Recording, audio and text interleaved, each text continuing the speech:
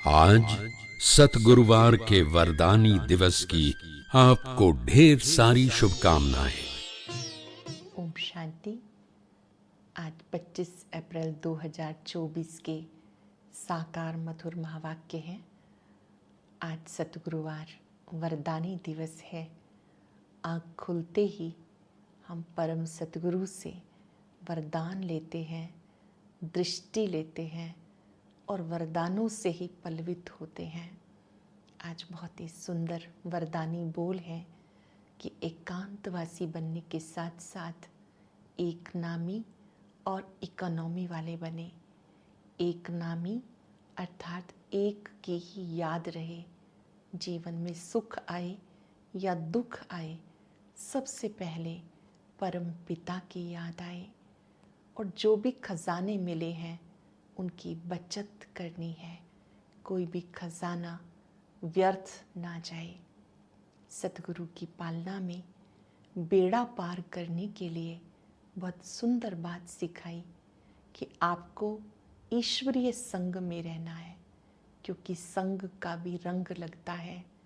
कभी भी संशय ना आए, बाबा में भी संशय ना आए, पढ़ाई में भी संशय ना आए तो बेड़ा पार है। सतगुरु बेड़ा पार लगाते हैं और याद दिलाते हैं कि इस समय जो आपको संग मिला है वो पूरे कल्प में फिर नहीं मिल सकता। योग का महत्व समझाते हुए कहा कि आप राजयोग सीख रहे हो। कल्प में एक बार निराकार परमात्मा स्वयं योग सिखाते हैं। अपने को आत्मा समझ मुझ पिता को याद करो। इस योग से विकर्म विनाश होते हैं। आत्मा हेल्दी वेल्दी बन जाती है। ऑलमाइटी बाबा से योग लगाने पर आत्मा को पावर्स मिलती हैं, जिससे हेल्थ, वेल्थ, हैप्पीनेस सब कुछ प्राप्त होता है। युग का महत्व समझाते हुए कहा कि पुरुषोत्तम संगम युग है, जिसमें गीता एपिसोड चल रहा है। आप सत्य गीता ज्ञान सुनते हो। याद दिलाया उस प्रवेशता के समय को जब ब्रह्मा बाबा के तन में पहली बार शिव बाबा आए।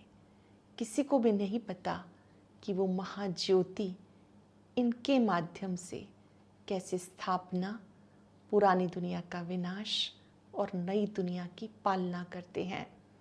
जब शिव बाबा ब्रह्मा तन में आए तो बहुत लोग इस तथ्य को समझ नहीं पाए कि कौन बोल रहा है, निराकार शिव बाबा बोल रहे हैं या ब्रह्मा बाबा बोल रहे हैं।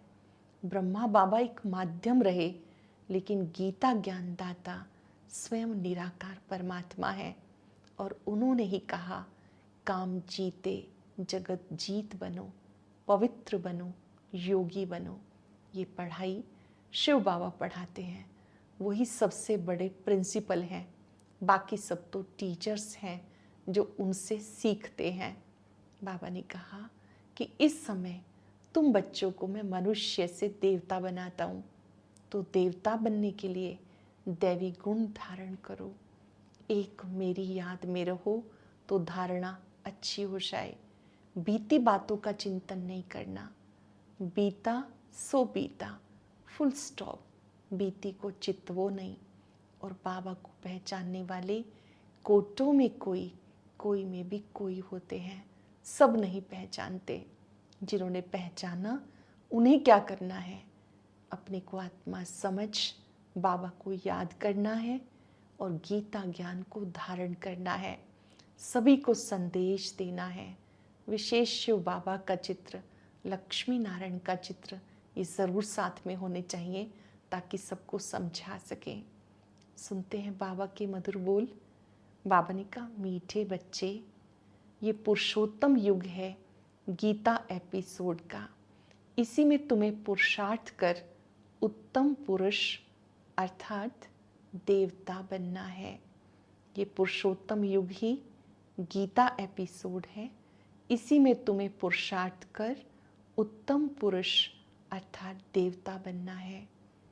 क्वेश्चन है, किस एक बात का ध्यान रहे तो बेड़ा पार हो जाएगा? किस एक बात का ध्यान रहे तो बेड़ा पार हो जाएगा। ध्यान रहे हमें ईश्वरीय संग में रहना है तो भी बेड़ा पार हो जाएगा। अगर संग दोष में आ गए, संशय आ गया, तो बेड़ा विषय सागर में डूब जाएगा। बाबा जो समझाते हैं उसमें जरा भी संशय नहीं आना चाहिए। बाबा तुम बच्चों को आप समान पवित्र नॉलेजफुल बनाने आए हैं।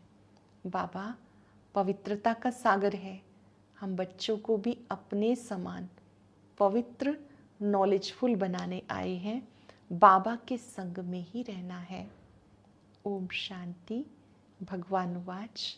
बच्चे जानते हैं बाप वही राजयोग सिखा रहे हैं जो 5000 वर्ष पहले भी सिखाया था। बच्चों को मालूम है ये वही गीता एपिसोड रिपीट हो रहा है। बाप तुम्हें राजाओं का राजा बनाते हैं। बाप कहते हैं मैं आदि सनातन देवी देवता धर्म की स्थापना करता हूँ। पुरुषोत्तम संगम युग पर तुम पुरुषोत्तम बनते हो। मीठे मीठे बच्चों को मालूम है उत्तम पुरुष बनने के लिए अर्थात मनुष्य को उत्तम देवता बनाने के लिए बाबा आकर पढ़ाते हैं। मनुष्यों में उत्तम पुरुष ये देवताएं हैं, श्री लक्ष्मी नारायण हैं। मनुष्यों को देवता बनाया इस संगम युग पर। देवताएं जरूर सतयुग में होते हैं, बाकी सब हैं कलयुग में। तुम बच्चे जानते हो अभी हम संगम युगी ब्राह्मण हैं, ये पक्का पक्का याद करो। किसे कहते हैं ब्राह्मण? जिसने शिव बाबा को पहचान कर ब्रह्मा मुख से जो ज्ञान प्राप्त किया, उस गीता ज्ञान को प्रतिदिन सुनने का लक्ष्य लिया, वो ब्राह्मण है। जिसका खान पान शुद्ध है वो ब्राह्मण है। जो दूसरों को गीता ज्ञान सुना रहा है वो ब्राह्मण है। पक्का निश्चय बुद्धि ब्राह्मण बनना है, ये पक्का पक्का याद करो। और कोई भी अपने कुल को नहीं भूलता, परंतु यह माया भुला देती है। हम ब्राह्मण कुल के हैं, फिर देवता बनते हैं। अगर ये बात याद रहे तो बहुत खुशी रहे। हम ब्राह्मण हैं, हम ही देवता बनते हैं, ये बात याद रहे तो खुशी रहे। तुम पढ़ते हो राजयोग, समझाते हो, अब फिर भगवान गीता ज्ञान सुना रहे हैं और भारत का योग सिखा रहे हैं।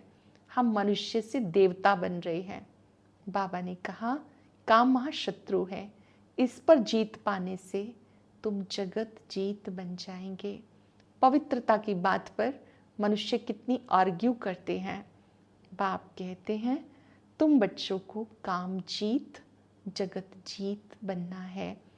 मुख्य बात है काम जीत बनने से तुम बच्चे जगत जीत बन जाते हो, पवित्र दुनिया के मालिक बन जाते हो। जगत जीत ये लक्ष्मी नारायण है, संपूर्ण निर्विकारी हैं। देवताओं को निर्विकारी कहते हैं, जिसको तुम राम राज्य कहते हो। राम राज्य में सब निर्विकारी होते हैं, सब सुखी होते हैं। अभी हम सब उस राम राज्य में जाने की तैयारी कर रहे हैं। राम राज्य लाना है तो फिर से निर्विकारी बनना है। बाबा कहते हैं घर गृहस्थ में रहते मुझे याद करो। 84 जन्म लेते लेते तुम अपवित्र बन गए। ये कहानी है ना, ये बहुत ब्यूटीफुल कहानी है जो बाबा ने सुनाई है। आप ही देवी देवता थे, आपको फिर से बनना है। आप ही जन्म पुनर्जन्म लेते नीचे आ गए, फिर से उस देवत्व को धारण करो, दिव्य गुणों को लाओ, फिर से वो राम राज्य सृष्टि पर लाना है। बाप कहते हैं अभी ये रावण राज्य है। रावण राज्य माना आसुरी राज्य। तुम आसुरी राज्य में बैठे हो। ये श्री लक्ष्मी नारायण है, दैवी राज्य की निशानी। तुम बच्चे प्रभात फेरी निकालते हो। प्रभात सवेरे को कहा जाता है। उस समय मनुष्य सोए रहते हैं, इसलिए देरी से निकलते हैं। प्रदर्शनी भी अच्छी तब हो जब वहाँ सेंटर भी हो, जहाँ कर समझें काम महाशत्रु है। इन पर जीत पाने से जगत जीत बनेंगे। लक्ष्मी नारायण का चित्र साथ में जरूर होना चाहिए, ट्रांसलाइट का। इनको कभी भूलना नहीं चाहिए। ये एक चित्र और सीढ़ी का चित्र, श्री लक्ष्मी नारायण का और साथ साथ सीढ़ी का चित्र। बाबा ने कहा ट्रक में जैसे देवियों को निकालते हैं, ऐसे तुम ये 2-3 ट्रक सजाकर उसमें मुख्य चित्र निकालते हो तो अच्छा लगता है। जैसे प्रदर्शनी लगती है, प्रभात फेरी होती है, तो उसमें बहुत सारी झांकियाँ होती हैं, बहुत लोग देखते हैं तो उनके मन में चिंतन चलता है। तो बाबा कहते ऐसे भी करके आप सेवा कर सकते हो, ताकि मनुष्य भी पहचाने कि हमारा एम ऑब्जेक्ट है, हमें ऐसा बनना है। चित्रों की वृद्धि भी होती जाती है, तुम्हारा ज्ञान वृद्धि को पाता रहता है। बच्चों की भी वृद्धि होती जाती, उसमें गरीब साहूकार सब आ जाते हैं। शिव बाबा का भंडारा भरता जाता। जो भंडारा भरते हैं वहाँ रिटर्न में कई गुना मिल जाता है। इस समय जो बाबा के यज्ञ में सहयोगी बनते हैं तो उनका भंडारा 21 जन्मों के लिए भरपूर हो जाता है, क्योंकि हम डायरेक्ट तन मन धन सफल करते हैं। तो बाबा ने कहा पद्मा पदम पति बन जाते हो। तब बाबा कहते मीठे मीठे बच्चे, तुम हो पद्मा पदम पति बनने वाले, सो भी 21 जन्मों के लिए, तुम 21 पीढ़ी के लिए प्राप्त करते हो। मैं खुद आया हूँ, हथेली पर बहिश्त लाया हूँ। बाबा याद दिला रहे हैं कि मैं अपनी हथेली पर बहिश्त लाया हूँ, आप बच्चों के लिए गिफ्ट लेकर के आया हूँ, स्वर्ग की सौगात लेकर आया हूँ। तुम्हारे लिए ये हथेली पर बहिश्त लाया है।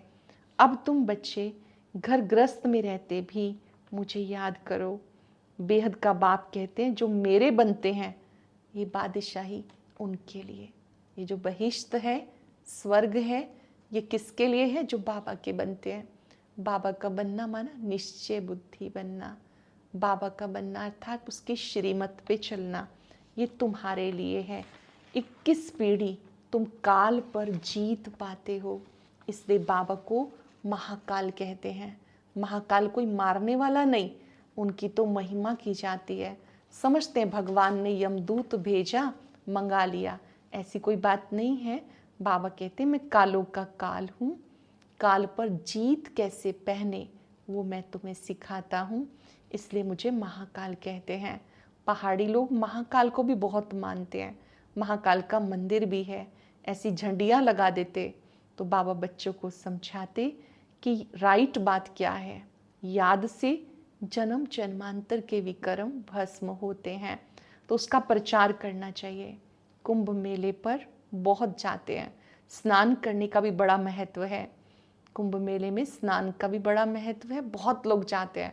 तो बाबा कहते हैं आपके लिए अच्छा सेवा का स्कोप है, वहाँ जाके आप उनसे बात करो कि ऐसा कौन सा पानी है जिससे पाप धुलते हैं। वास्तव में ये ज्ञान अमृत है, प्रतिदिन प्राप्त करने से, चिंतन करने से, जीवन में लाने से आत्मा पावन बनती है।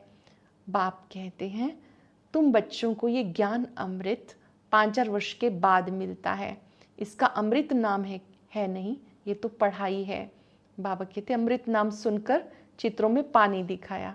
मैं तुम्हें राजयोग सिखाता हूँ, पढ़ाई से ऊंच पद मिलता है, सो भी मैं पढ़ाता हूँ। भगवान का कोई ऐसा सजा हुआ रूप तो है नहीं, ये तो बाप इसमें पढ़ाते हैं, पढ़ाकर आत्माओं को आप समान बनाते हैं। खुद लक्ष्मी नारायण थोड़े ही हैं जो आप समान बनाएंगे, आत्मा पढ़ती है, उनको आप समान नॉलेजफुल बनाते हैं।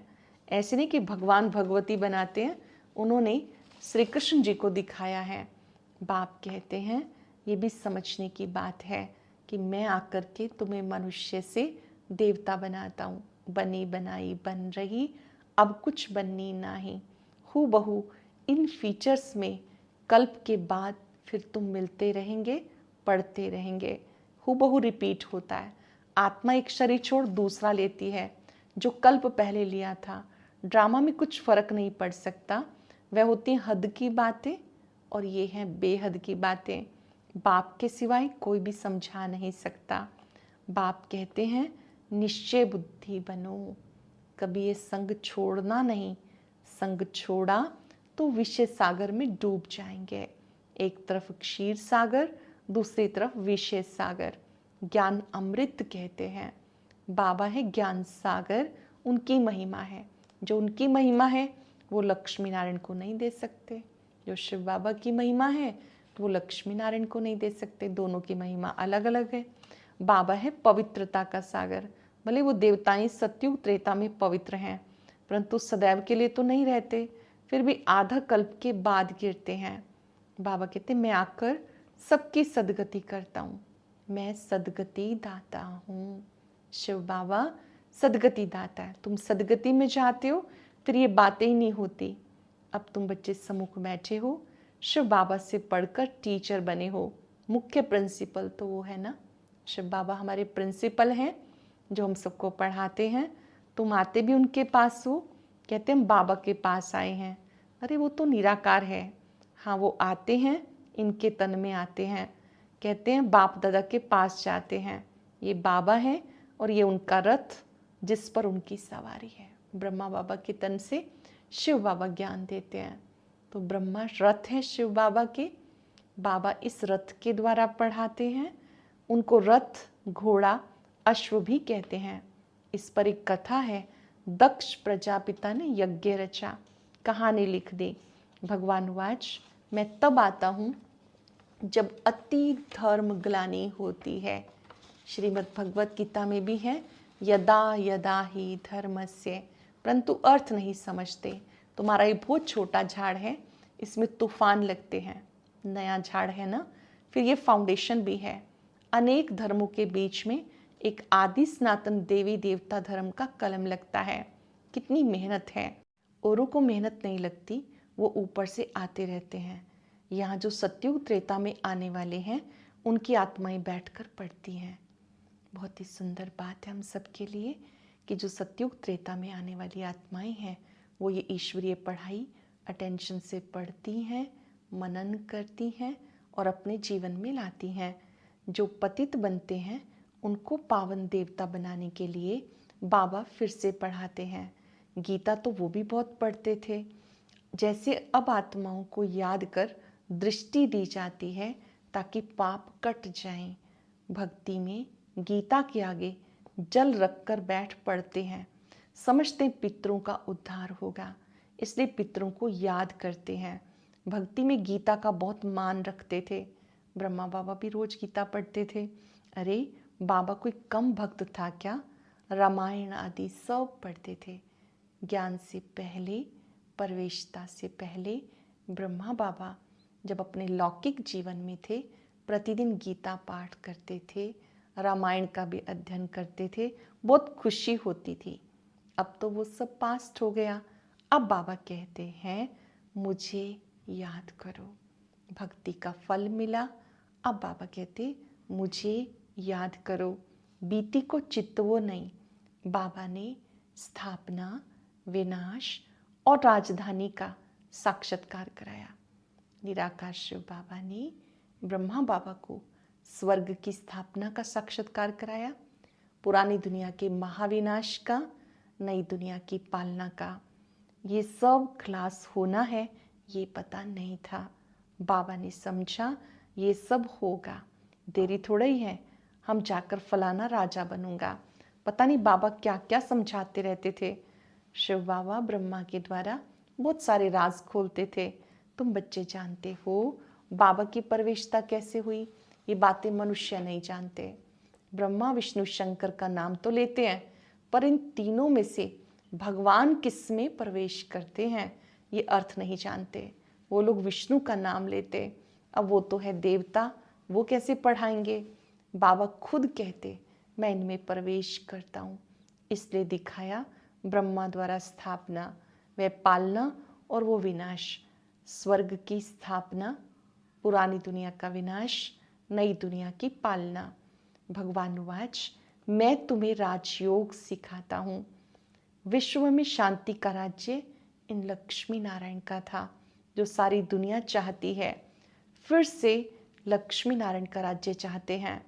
अब श्रीमत पर ये कार्य कर रहे हैं, अनेक बार किया है, करते रहेंगे। जानते हो कोटों में कोई निकलेगा, कोटों में से कोई, कोई में भी कोई बाबा की बात को सुनेंगे और देवी देवता बनेंगे। देवी देवता धर्म वालों को ही टच होगा, उन्हें बाबा की मुरली भी अच्छी लगेगी, योग करना अच्छा लगेगा, धारणाएं करनी अच्छी लगेंगी। भारत की ही बात है, जो स्कूल के होंगे वो निकल रहे हैं, निकलते रहेंगे।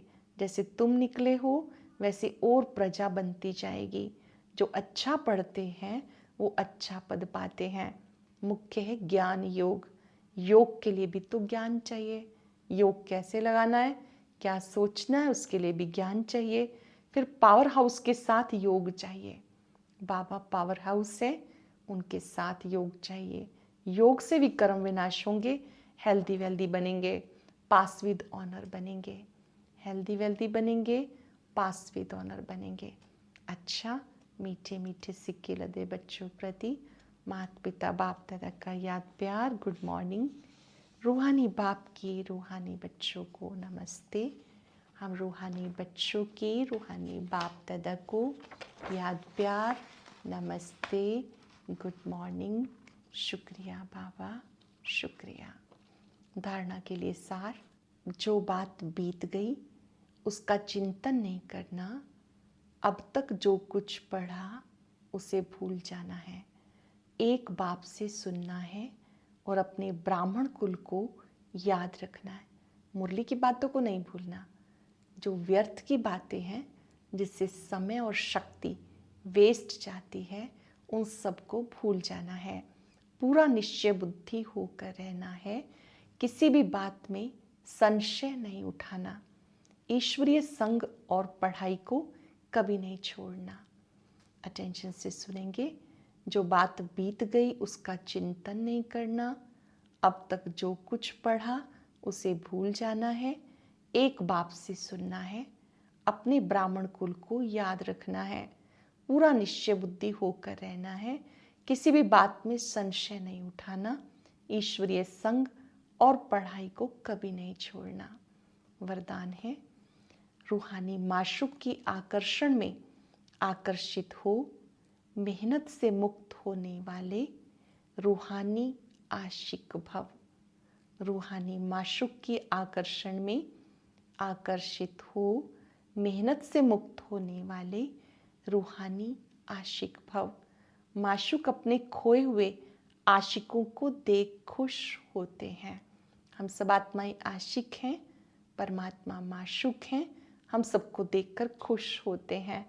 रूहानी आकर्षण से आकर्षित हो। अपने सच्चे माशूक को जान लिया, पा लिया, यथार्थ ठिकाने पर पहुंच गए। जब ऐसी आशिक आत्माएं इस मोहब्बत की लकीर के अंदर पहुंचती हैं तो अनेक प्रकार की मेहनत से छूट जाती हैं, क्योंकि यहाँ ज्ञान सागर के स्नेह की लहरें, शक्ति की लहरें सदा के लिए रिफ्रेश कर देती हैं। बाबा की स्नेह की लहरें, शक्ति की लहरें रिफ्रेश कर देती हैं।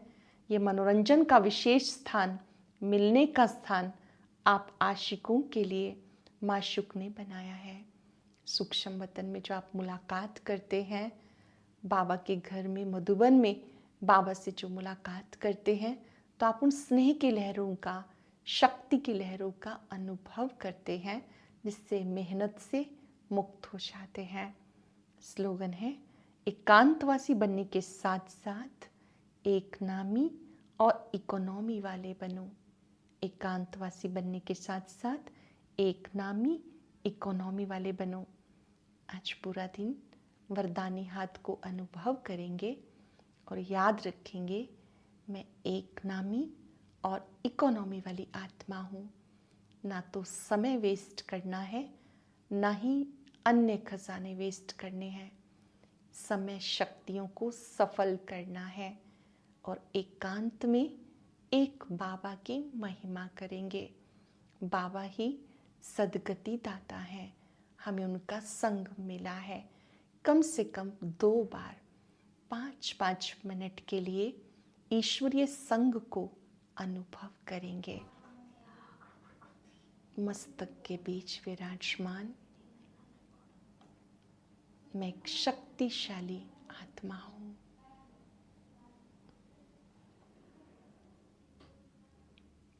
चमकता हुआ दिव्य सितारा हूँ।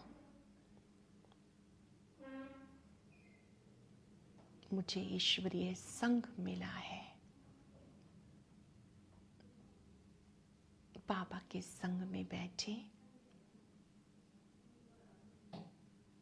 महसूस करें परमात्मा शक्तियां मुझे प्राप्त हो रही हैं।